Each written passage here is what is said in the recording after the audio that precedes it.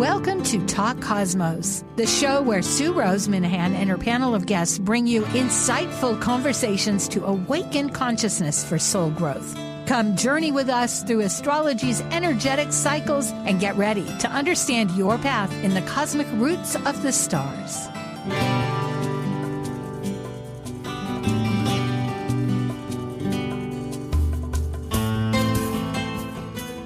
Hello and welcome. I'm Sue Minahan, host and founder of Talk Cosmos, insightful conversations to awaken soul growth. And today is February 18th, right near the change of the sun going into Pisces. And we have a special guest panel with two members or two people, and it's about an ancient benchmark philosophy of teleology. Pardon me, my tongue with English is not native, I think, and I'll wrap around it. And with evolutionary astrology, they have much in common. The tree of astrology and life has one trunk, yet the branches shift. And it's a developing life patterns in our psyche. I know a lot of this is very general, and yet it's very specific. There's ways how to use these tools. And the ancients' teleology opened the whole idea that everything participates in developing anything. And it's amazing as one researches how it can evolve. Oh, here I'm using that word evolution. Well, I am an evolutionary astrology just because it's one idea that I kind of go to, but I'm also eclectic. Okay, enough of the tongue twister words. Thank you very much for joining. And at this point, I want to introduce our people. If we could have the slides, thank you very much. I have ANDREA GEHRZ, Teleological.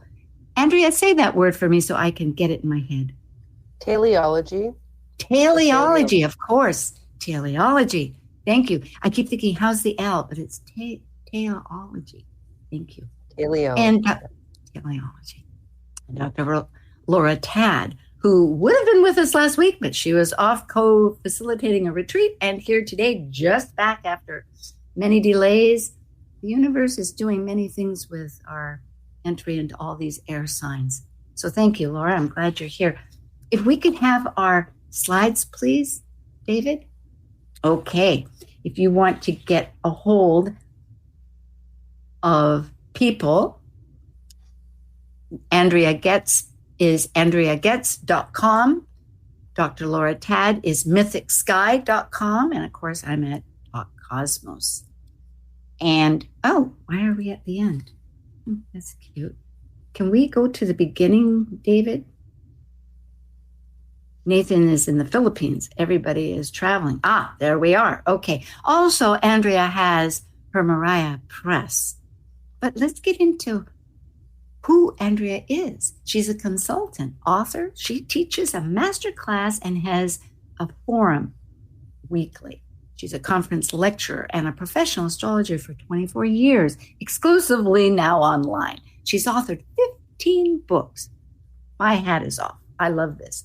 And they include Greek to English translations, and she has a textbook, Astrological Remediation, and it's a guide for the modern practitioner. And using that, I believe, often is a very thorough, intense, educationally fun Zoom that she does on Tuesdays. And then on Saturdays has a master class for learning how to read charts. And of course, you can get a hold of her at her email. And I know we have a podcast person, so I will say that is GEHRZ, GEHRZ at Gmail. Laura Tad, Dr. Laura Tad at Mythic Sky, I'm sorry that didn't get older, is a spiritually oriented psychological astrologer.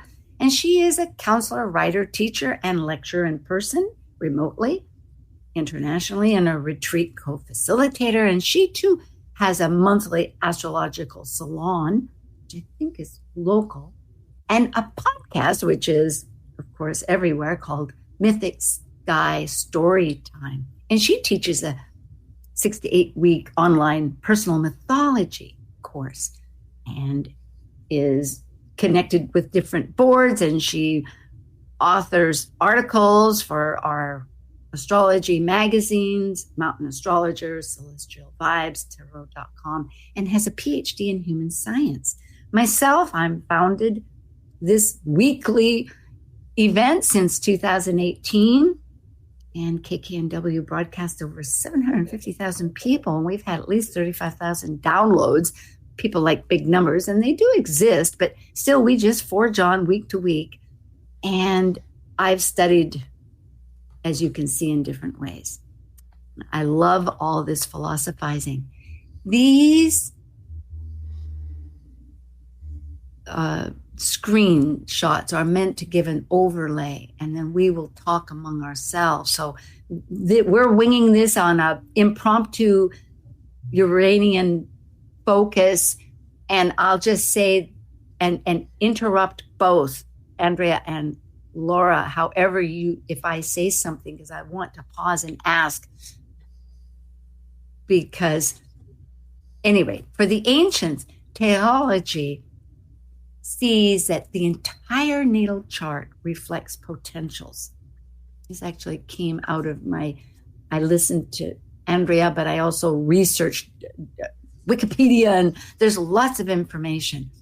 And it can express many different purposes. Everything contributes to the end product or final cause. And those are two words that do get used to try to comprehend what this vast concept involves. And it was derived, as you can see, from the ancient philosophers, Plato and Aristotle, from studying nature's design that creates or promotes this final end product. Of course, we'll learn much more. Now, evolutionary astrology, which is more of a modern term, Ray Merriman, which we'll go through, actually I coined it in the 70s, and then Jeffrey Wolf Green and then Stephen Forrest picked it up and expounded on it. And many more astrologers now use this, but it's the evolving soul, and it's a process of growth development. Pluto is paramount because Pluto, for the very fact that it's the underworld and it's evolving our past spirit that ever lives into a new spirit of lifetime to lifetime. And the nodes are very much and I'm trying to say this in my own way that connects to a wide, broad audience of who knows where you're coming from. And I know that they come from both fields, and then those that don't either. So there you go. But the fact is, these meeting points, and there'll be slides about that, is essentially, we could say at the moment, that thumbprint that we're born of what existed in our past and where we're trying to integrate into our future. And we have free will. So, Andrea, I'll let you begin. Yes. Oh, I think from what I grabbed from that last slide, and hopefully what people are starting to notice, is that the reason to talk about evolutionary astrology as it meets and is different than teleology is they are both very soul-based development theories. Jeffrey Green, who I think was a big father of evolutionary astrology, correct me if I'm wrong. But, he was just talking about the soul's karmic evolution from where are we developing into, and that's a big part of the North Node and the Pluto factors. And teleology is very similar. It says that we're constantly evolving our soul into a thing. It's a development theory. The one difference is just that teleology looks at every planet as a point of our development. In fact, we'll get into how they looked at transits and how you're supposed to let transits take you over in order to develop more into yourself. But both of them are soul development theories. I think Laura has a thought here, and I appreciate that that expression, because truly, by evolutionary astrology trying to denote that this is primary, essentially the whole chart speaks. Exactly. It's everything. This is where we totally have agreement. Laura, wouldn't you say that's true? Yeah, and I think my use of evolutionary astrology is I cherry pick from pieces of it and integrate it with my psychological astrology training. But also, in terms of that idea of evolution, I think other ways of thinking about it or other languaging can even be sort of the lower or higher aspects of a given signature or a given planet as well. How that is expressed has healthier and not as healthy expressions. And that can be part of that evolution as well, is how scattered my Mercury in Gemini is versus how able I am to hold multiple thoughts simultaneously and not be confusing or confused, right? Those are that same signature in different levels without having to, I think the trick though to me with some of that is to be the idea of hierarchical and trying to avoid evolution being linear and only rising in one direction. And maybe it's a tricky dance sometimes. Yeah, maybe this is misconceptions, and this is a beautiful time, because I will just elaborate that when you say higher, lower for ourselves and others, it's like the shadow versus the light. It's like we have perhaps areas that we've that we've neglected and that we need to resolve in some way. So that's where a total collaboration of all the transits and everything and how it connects to that chart is so useful. I know by eclectic, I use some ancient techniques, perfection and all kinds of things. Did you have any thoughts here that we've both talked, Andrea, or should go ahead? Well, I would say, so when we think, I'll just actually tell you the formula that teleology says about soul growth. It does look into higher and lower manifestations of a chart. I think that's where remedy theory comes in. They basically would characterize humans and plants a lot. To try to understand the human, we look at a plant. So let's say a plant is growing and it starts growing really weird and it's falling over, like a tomato plant's falling over. We might need to stake it up and help it to grow upwards again. So the astrologer is supposed to be helping people grow upwards and outwards always. And so what they would say is that with transits, they would say there's something called the grasping urge, where it just like a plant grasps towards the sun. If you watch a plant literally curl up towards the sun, they say humans are a plant. And what we do is a transit will bring in a new heartfelt longing. So this is every planet in your chart is important, because every transit is important to develop our plant of life. And the way it works is, let's say Jupiter hits your Venus or something. We get a new heartfelt longing to grow towards love, for example. And so then we start grasping at things that bring us love. Like maybe we see the love of our life and we grasp at them. They say that grasping urge is what grows a human, just like a plant grows towards the sun. So in teleology, we're growing from the ground up like a plant grows from the ground up. And there are higher and lower expressions. But mostly it would be, if the plant is not growing well, then we want to keep it growing well. And that would be a higher expression, is the plant is growing well. I think that corresponds beautifully. Don't you, Laura? I think there isn't any argument. It's just maybe how it's said. Yeah. I mean, generally, I really do. I don't think evolution is right there with you. Plato and Aristotle. Well, I guess my question would be, in evolutionary, what I hear, and I could be uninformed, is that I don't hear a lot about, I hear a lot about the soul growth from the North Node. But what about the other planets? How does evolutionary understand the other 10 planets? They all relate. And I think the misnomer here is that there is how can I say it? It's just one way to give. Okay, I'll say this. When I first discovered evolutionary astrology was in Seattle. I used to live there. And I happened to be at East West Books, which is part of Ananda there. And they have regular talks, which they're continuing to do now, again, after COVID. But the point was, I heard Rose Marcus from Canada and Patricia Walsh who are both evolutionary astrologers.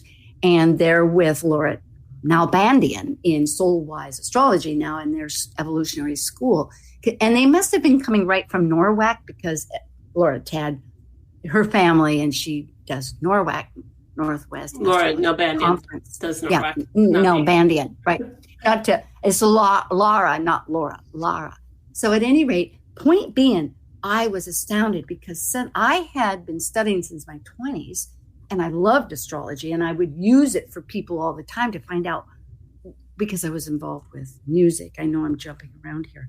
But the point is that what is their sun, and what's that telling me? That something about experientially.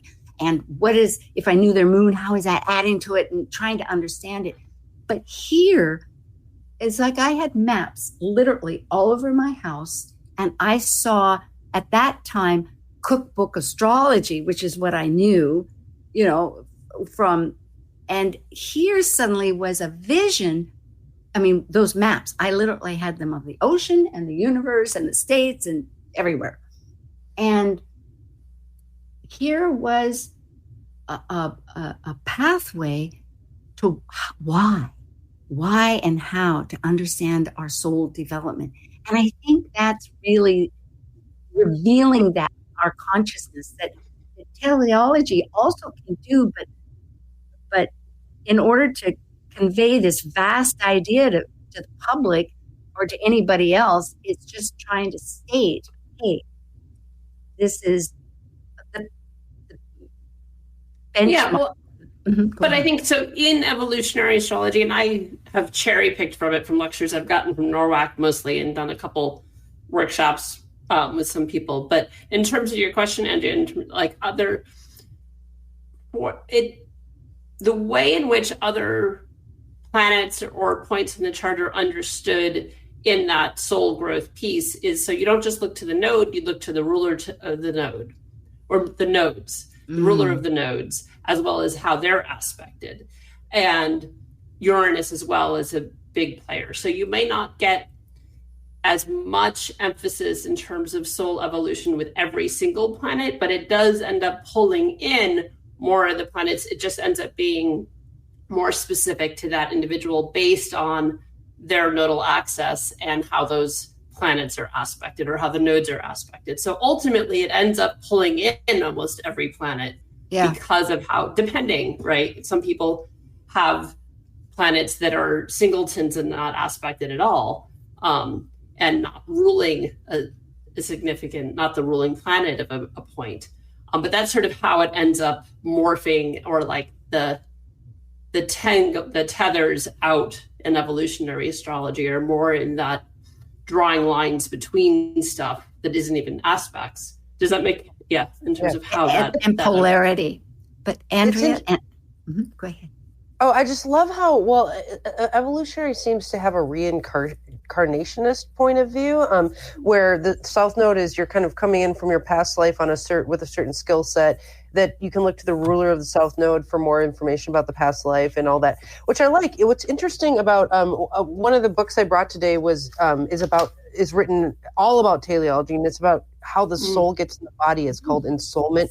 I mean, that was a translation. This was actually, it took 7 years to translate from Greek into English. So they didn't actually use the word ensoulment, but that's the word I chose on how the soul gets in the body, But basically it's not a reincarnationist perspective in ensoulment. They don't actually bring up past lives, but they do have this very intricate system on how the soul weaves itself into the body and how that. So I really love evolutionary for its soul perspective, and the fact that it does bring up reincarnation does really hone in on the soul. And I think teleology would be interesting for the evolutionary crowd because they are so into soul. I think they really marry each other really well. And I like that about EA. So thank you too. It's interesting when we use the reincarnation, words hold such baggage, right? And I think that's really what all of us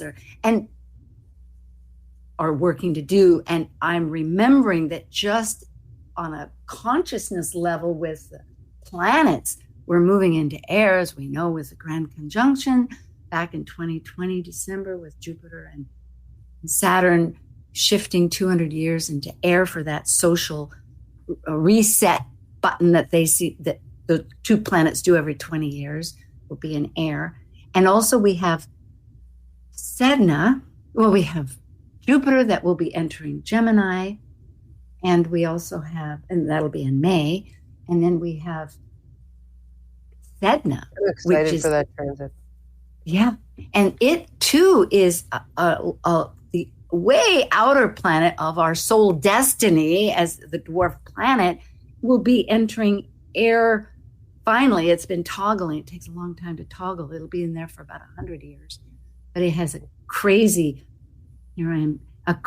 orbit where it's 1,500 years in Scorpio and it's 50 years in Taurus. So it will be, anyway, a lot of air, a lot of connections. So words, we're trying to understand what these words mean. Sure. Yeah, and I think, I'm sorry, go ahead. Yeah, go ahead. No, I'll go after you. I won't forget. I'll take it. Well, I was going to say, too, in terms of soul evolution, and part of why maybe I cherry pick evolutionary astrology is with the idea of soul growth or reincarnation. Also, as a practitioner, having to be mindful of who's the client in front of me. And if for them, reincarnation is not part of their worldview, that still talking about the nodes and soul growth and the big work they're here to do this lifetime, if they only believe in one lifetime, that you can still be looking to the nodes and soul growth without having reincarnation part of it. That is part of my cosmology, part of my spiritual belief, but it's not that of all my clients. I live in the South. There's a lot of Baptists that I have as clients, not going to be their worldview, and still being able to look at the South Node as sort of gifts and patterns and habits and innate qualities that they've come into the world with that may or may not, that maybe it's just they came into the world with that and they're learning the polarity of the North Node. And so it's still soul growth and still soul evolution as a being without having to necessarily bring in the languaging of reincarnation, because that doesn't speak to everybody. And being cognizant of who's sitting across from you, right? And how we can still use some of this, the bigger picture of growth and evolution without ostracizing people with language. Andrea? I was piggybacking on what Sue was talking about the Jupiter going into Gemini, and I just want to say that I think words are blessings. We travel when things go through Sagittarius by traveling to an actual place, but we travel when things are in Gemini by learning new concepts and learning new words. And it's my hope that the community of astrology learns the word teleology and learns as much as it can about that word. Because just like when evolutionary came over and it splashed the world of astrology, a whole bunch of astrologers got what they needed, which was some kind of soul language about, the chart. I think teleology can bring another layer of soul language about how the soul gets in the body. How does the soul grow? We haven't even looked at the four causes yet. We haven't talked about the visioning part of teleology. There's just all these parts to the theory that hopefully, as Jupiter goes into Gemini, the astrology community can take on maybe a new idea about teleology. And it's like, I don't own teleology. I'm not saying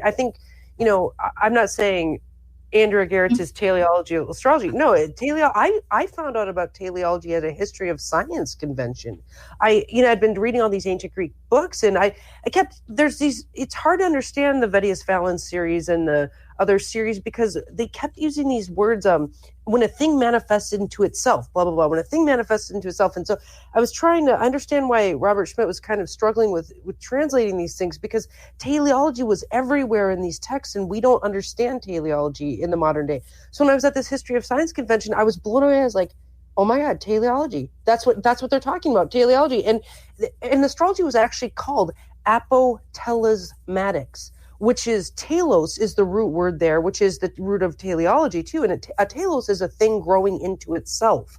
So apotelesmatics is the study of all things, adics, like anything like I don't know, geomatics would be all things connected to geography, or, that ending is like all things connected to telos, a thing growing into itself. And then apo is full on. So it's like the astrologer's job is to study all things about this thing growing into itself and help it grow full on. And so that's actually, it's like hyper development theory, mega manifestation theory. And so all these authors, Vettius Valens and Porphyry and all these ancient authors that Chris Brennan talks about, all of them perseverate on the Vettius Valens series. I think we need to perseverate on teleology a little bit to really understand these ancient authors and understand Hellenistic astrology for what it really was. It was teleology. It was the study of things becoming themselves, full on. Right. So I just hope that the astrology community takes to this, because it's missing. Yes, it can. And with both said, I think what we're doing is trying to find out a little bit of what stands together, yet how the shadow maybe has separated into things, because there is a criticism, because everything has its criticism, right? That it's neglecting something or overlooking or whatever. And it can be the focus at the end result is because of this linear pattern where it's really a kaleidoscope of interaction that is, a creation and destruction. I have some of these. I'm just going to go through some of these that work. I want to get rid of these slides here before our break happens. And so, no. David, put them back. Thank you.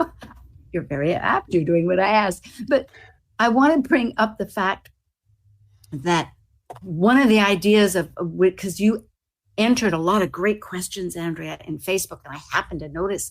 And one of them is, what's about this North Node? Like, that's so emphasized. Well, I will state that because I too have questioned that.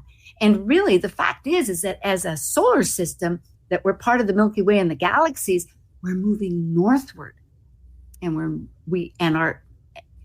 we have this precession because of our 23 degrees, 0.44 to be exact, tilt, that we change our North Star every 26,000 years. There's a progression in 26,000 years. I won't get lost in too many details because I'll get it mixed up here. But the point is that we have Polaris right now. It used to be Thuban, and now it's going to go to Vega. But Vega, we're going northwards. So in a sense, this is what's been taught to me that makes sense. Just like that we're moving forward. That does not mean that we lose our roots. We just want to embrace that unknown with the north that is like, if you look at the chart, the descendant is opposite, and we know that that's like foreign territory for us, and we can look at it in so many different ways that we use all of astrology to understand. But the point is that emphasizes one reason, looking at the physicality of where we're living, that it is this emphasis that the North has an emphasis. Of course, okay, I will. And there's a chart for people to see this. If you want to look at that, go ahead. We're past our point where we would take a break, but I want to give room for a comment before we break away. I have a question for you guys. So does evolutionary astrology say anything about a person's life purpose, or yes, life time? What does it say? Well, let's go back to that beautiful question. Thank you, Andrea and Dr. Tad, Laura Tad. We have a moment here where we'll just take a little break away, and we'll be right back February 18th about these two real subjects that need to understand each other in our and both world that we're moving into. So thank you so much. Okay, we'll be back in just a few minutes.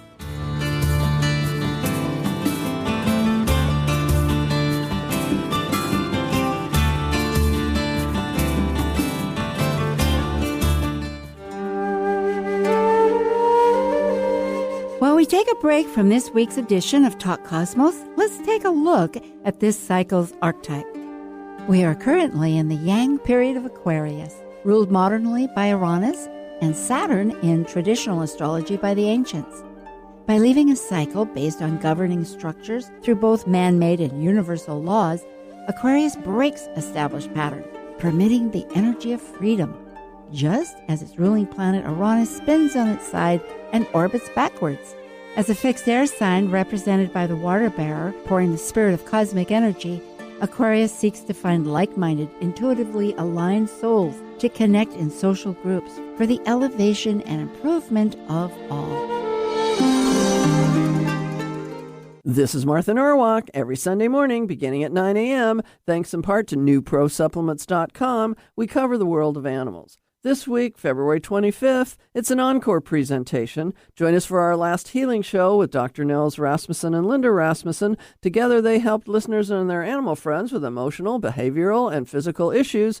And you can receive a surrogate healing just by listening and following along with Linda's instructions. Martha Norwalk's Animal World, Sunday morning, 9 a.m. to noon, right here on Alternative Talk, AM 1150. Talk Cosmos brings insightful conversations to awaken consciousness for the soul growth with hour-long programs every Sunday at 1 p.m. Pacific on KKNW. Talk Cosmos weekly programs are also available to watch live on the Talk Cosmos YouTube channel and Facebook page. While you're there, make sure you click the like and subscribe buttons so you get the full Talk Cosmos experience. Or if you'd rather listen to the show archives with audio only, the entire podcast collection since 2018 is available on most podcast carriers. And to find out about upcoming programs, sign up for the newsletter at talkcosmos.com. So grab your coffee, tea, or kombucha and enjoy the show. Talk radio for the heart and soul. Alternative Talk 1150. Okay, thank you. And we will continue with the second half with your questions, Andrea, and answering so that we can identify more. Thank you for that first half, which we kind of gave an overview.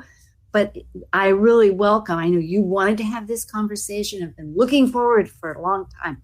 With that said, David, bring back the slides. Because I want to ask both Andrea and Laura what they have immediately coming up in just a few, briefly speaking. Andrea, let's start with you. I know you have your 2 weekly events, and you can tell us about that again. And what else? Okay, well, thank you for the opportunity. The Moira Press is actually getting very busy. The Moira Press is our publishing company. I would say it's the publishing arm of our business. And we are having a lecture series with a bunch of guest lecturers, but we have tons of events going on. What I teach is a masterclass every Saturday from noon to 1. And this is for anyone who's wanting a mentor. If you want to go from the ground up and learn how to read charts, maybe you read charts a little bit and you want to learn how to actually read charts for other people. I am a passionate mentor, helping people from the ground up. It takes about 2 years of working together to get you really reading charts. So Masterclass is designed for people who are new and evolving, and some advanced people attend also. We have many regulars. You can drop into any class or come regularly, and that's, like I said, noon to 1 on Saturdays. You can find that event at ANDREA.com and any other of our events. We also have a forum every Tuesday for advanced astrologers. You can attend if you're new. That's for sure. It's tailored for advanced astrologers. We are reading Astrological Remediation, a guide to the modern practitioner right now. We're on the chapter on houses, so we're learning how to employ houses in remedies. And it's a great group. And we invite you to the Moira Press for all the activities. Find me on Facebook, find me through my website, and yeah. Sounds great. Thank you so much. Laura, Dr. Tad, I know you just came back from your retreat, and I know you have your podcast and that, but do you and do consultations? Is there something that you still have marked on your calendar? I have 2 upcoming events that are actually, they'll be over Zoom, but they're out of the Northwest Creative and Expressive Arts Center in Seattle that a good friend of mine from graduate school founded. And so on the 2nd of March from 9 to noon Pacific time, but again, it's over Zoom, so people anywhere could sign up. I'll be giving a 3-hour workshop on psychological astrology. And so this could be good information for people who are counselors or therapists, or it'll be fairly basic astrological information because it'll be more understanding why it's a useful tool in a therapeutic setting, and giving some examples of how I've used it and how it can help inform how we work and counsel people. And then on the 16th of March, I'll be doing another half-day workshop for them on personal myth. And so both those courses, they're $100 each, and you can get 3 CEUs for people that are therapists or social workers and are needing to have continuing education credit. So if you go to my website, Mythic Sky, there's links there that redirect you to the Northwest Creative and Expressive Arts Center where you can register. Beautiful. You are both really adding to the whole dynamics and matrix of astrology in so many capacities. This is beautiful. And this will be closing my slides. And just to say thank you for joining. And if you want the newsletter, and there's a few of the playlists here that we have. So let's get, and as far as Cosmos goes, I will be with, anyway, I'll tell more about that later. Let's go ahead. Let's get with your questions. Okay, Andrea, you were asking us, can we tell about purpose? That's all. Actually, that is one of the most central questions that EA focuses on. And it has a lot to do about consciousness.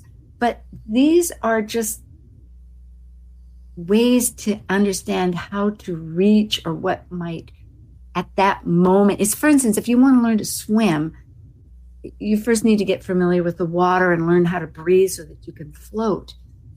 You know, you don't just throw them in and have them start swimming necessarily unless they're a baby.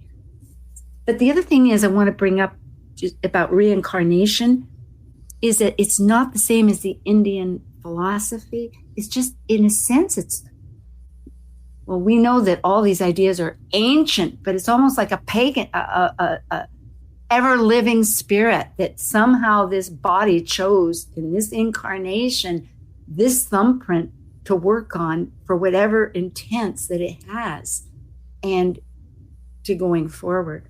I hope that's not too abstract.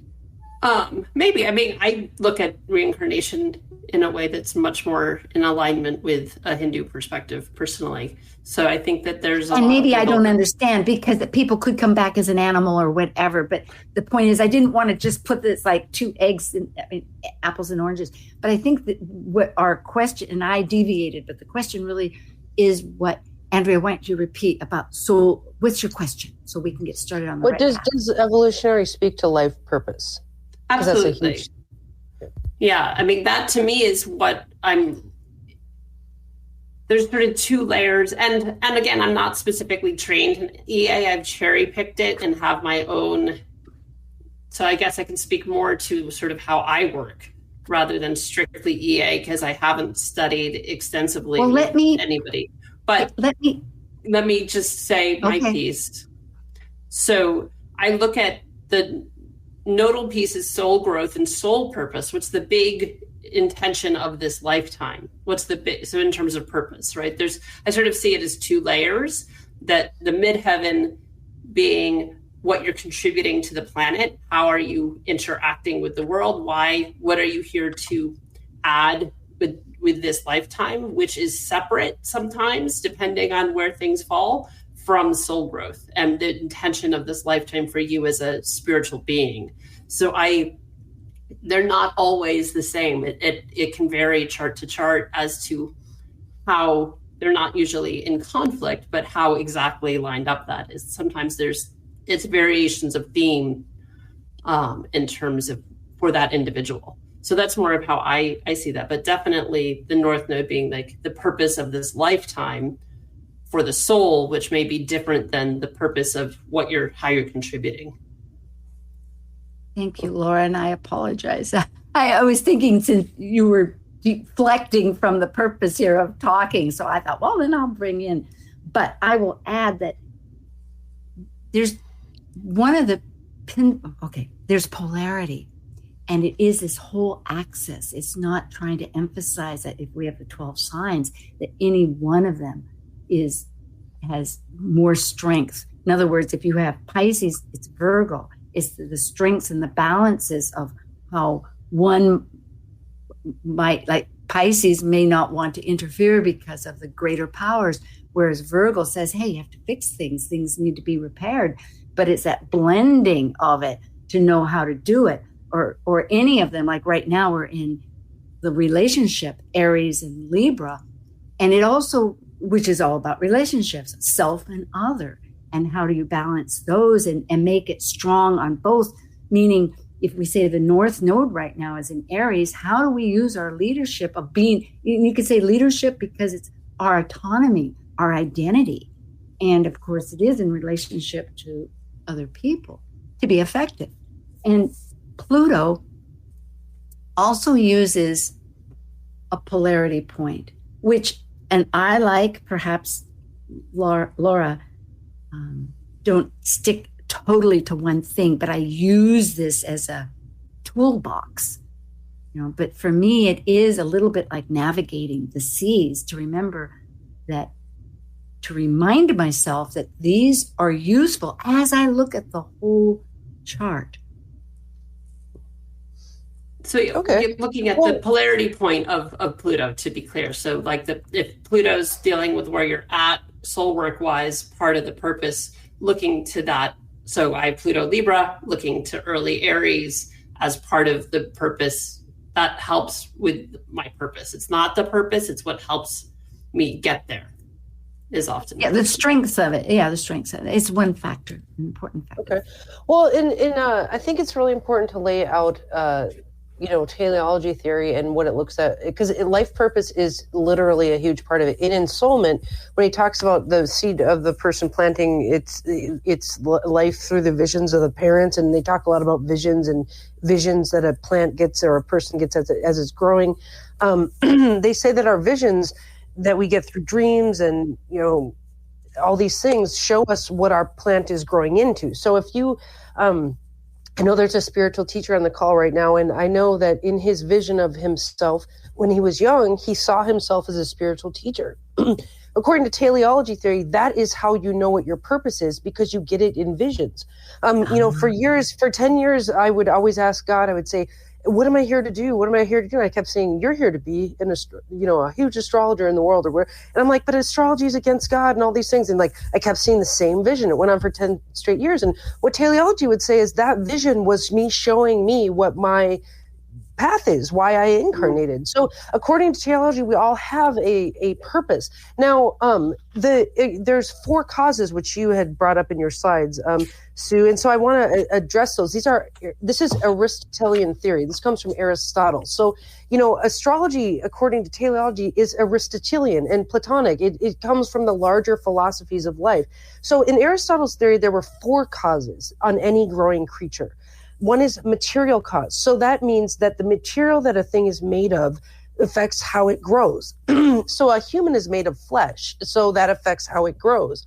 A plant is made of plant flesh, so that affects how it grows. A table is made of wood, so it affects how it moves and grows. There's formal cause, which is the form or arrangement or shape of appearance of a thing shows how it grows and how it moves. So, a table is in a certain shape. It has a flat top, so we put things on it. That's part of its form, and how it grows depends on this form it has. A human, astrology looks at physiognomy, how we look according to our chart. So if we're kind of a round-bodied person, we're very watery, for example, that shows how we grow and what we're here for. If we're a very airy, lanky person, that shows our form and shape and appearance, and it has something to do with what we're here for. There's also efficient cause, which is things that interact with something and make it grow. So they would say a table, the efficient cause is a carpenter. A carpenter is making, willing the wood into a table. And that's part of what it makes it grow into what it is the carpenter. We might say that the demiurge, the crafter of the mortal world, is one of our carpenters. There's some godlike force, making us into who we are. Or, it could be a parent to a child is an efficient cause. So a parent telling a kid, you can do this, you can't do this, you can do this, that changes how the kid is growing. Okay. And then there's the final cause. And this is the astrology. And this is really what we're studying is final cause, which is a thing grows depending on the what it was made to do, why it incarnated, what it's here for. So if someone gets a vision that they're supposed to be a spiritual teacher in this lifetime, that's very important. That it's final cause. Like, your reason you incarnated is to be a spiritual teacher. So when this transit hits, when Jupiter hits your sun, it's time for you to grow yourself more into a spiritual teacher, because that's what your final cause is. If you're here to be a grocery store clerk, and every time you get a vision of what should I be doing next, you see, I should work at the grocery store, then you should make your Jupiter transit help you go get a job at the grocery store. So it's very important. Okay. Let's see how to say this. Okay. I think where I immediately go to is the fourth reason, because I understand there's external causes and then there's internal. I mean, it's this dialogue of internal and external. The point is that we have free will. And I think that where evolutionary looks upon is to not everybody, I believe in dreams. I mean, Laura teaches dreams, we're right there. I mean, whether it's the dream temples, in Greece and all of this, but not everybody knows what direction. And personally, I am thinking that our purpose is evolving so much. For me, there's a spiritual need for every single person to connect to. We're so divided by the experience of embodying how to work with the spiritual context that we're part of. It's just inherent in us. It's for me, it's not that being a clerk has any negativity, but perhaps there's more. I mean, maybe that's very useful to get a functioning job while they're needing, and it serves because they can go home and forget their work, and there's nothing wrong with that. But maybe there's more, and maybe it's giving them a systematic, their sole purpose to that whole experience. But I think with evolutionary astrology, it really focuses on the spiritual need of a person that they're willing to accept, that they're yearning to go for. And it's the same with the transits. That transit is like leading them, as you say, and there's many ways. Remember, we're supposed to take one transit at a time. You let the transit approach, you get a new heartfelt longing. So maybe you're working as a grocery store clerk, then you have another transit and it creates a new heartfelt longing. We're supposed to dream about that heartfelt longing and reach and grasp and grow. So it doesn't mean that you have one, your cause may be, your final cause may be a million things. You're a grocery store clerk who also is on the board of the NCGR, and you also are, a mother, and you also are all these things. In fact, we have 10 planets in the chart that are growing different tendrils of our being. I mean, so I think we grow on one transit at a time, and by doing that, we grow into our final cause. Mm-hmm. I have a thought, but go ahead, Laura. If you go ahead. Okay. What I will say is that no argument with that. However, in my mind and heart and soul, I see this as a collective, larger purpose. That, for instance, let's say they have South Node Cancer and North Node Capricorn. If it's Capricorn, South Node thank you Cancer. very much. Yeah. So in other words, maybe their processing is very personal, and it's very nurturing for their immediate tribe and their emotions and their story that they're making, all the things that we think of with cancer.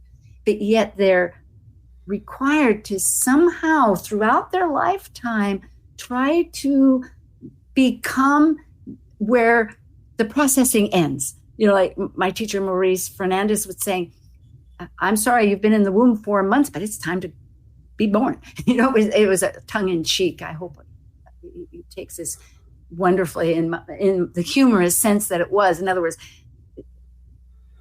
Saturn says time's up, and we know that Saturn is boundaries. It's the time, and And the moon is all its phases. It's one development to the next. It's processing, but it's this integration of finding how to use this in our life that works.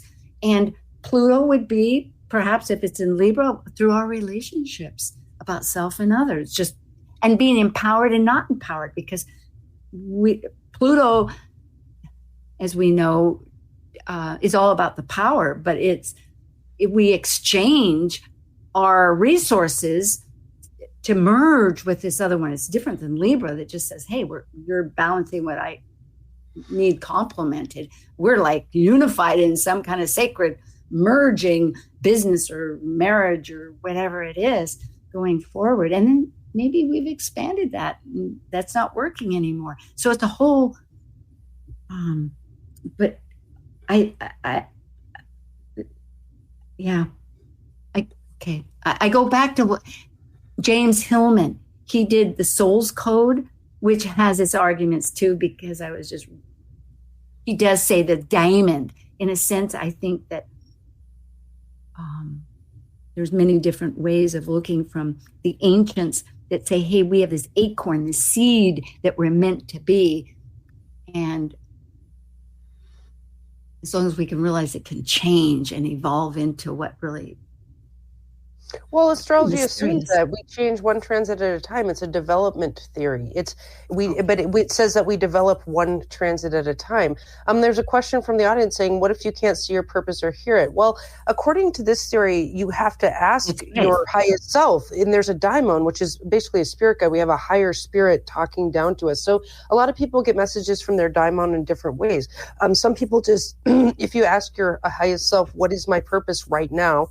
On this transit, right? We don't say like the final cause isn't like you have one thing, you're a static thing, you're an evolving thing. But if you say, what is my purpose right now this year? You might get a nudge in a dream. You might go to your journal and start writing and get a nudge there. You might hear a message. You might have a knowing, like, I know I'm supposed to teach a class this year. I just know it. Like, so each of us gets communication from our highest self in different ways, depending on how our chart is built.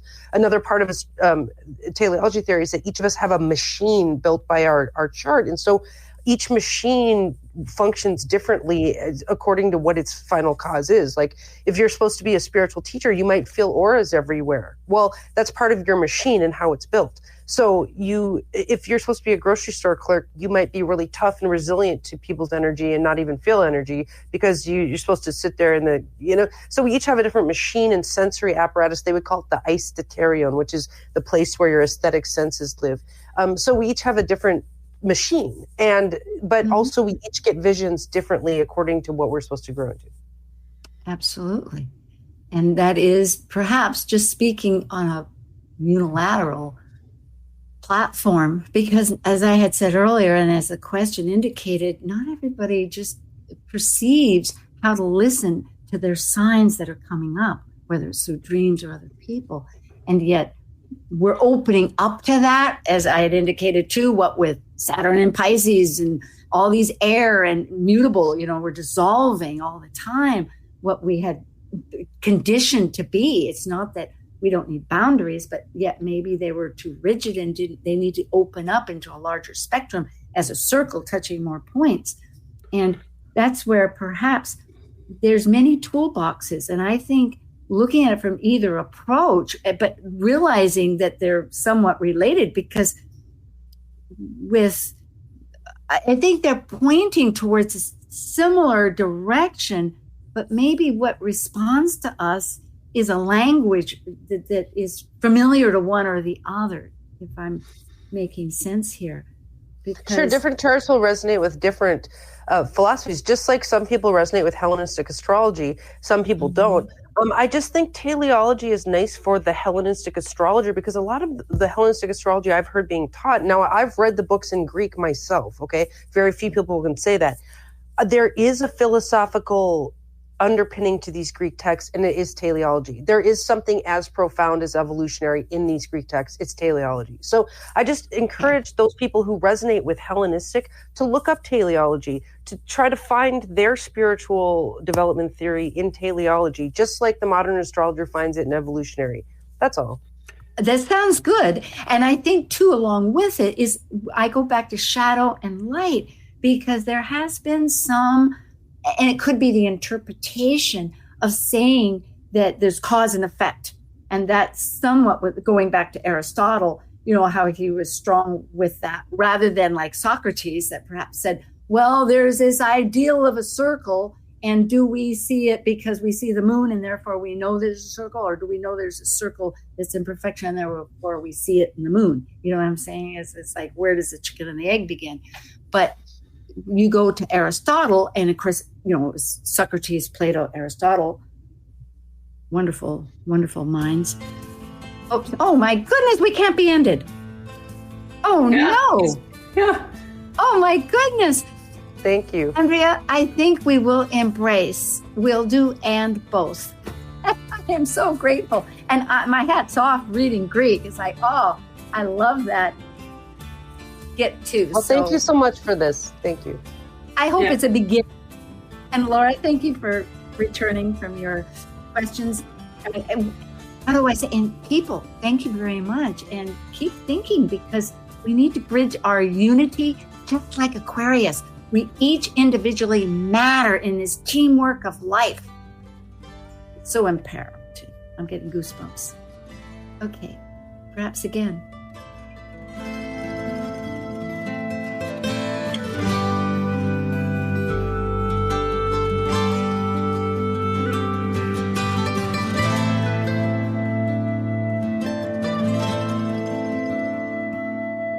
Thank you for joining an insightful conversation on Talk Cosmos, the show where Sue Minahan and her panel of guests awaken consciousness by connecting soul growth patterns with astrology's energetic cycles. Be sure to tune in next Sunday, 1 p.m. Pacific Time, to continue your journey through the roots of the cosmic pathway.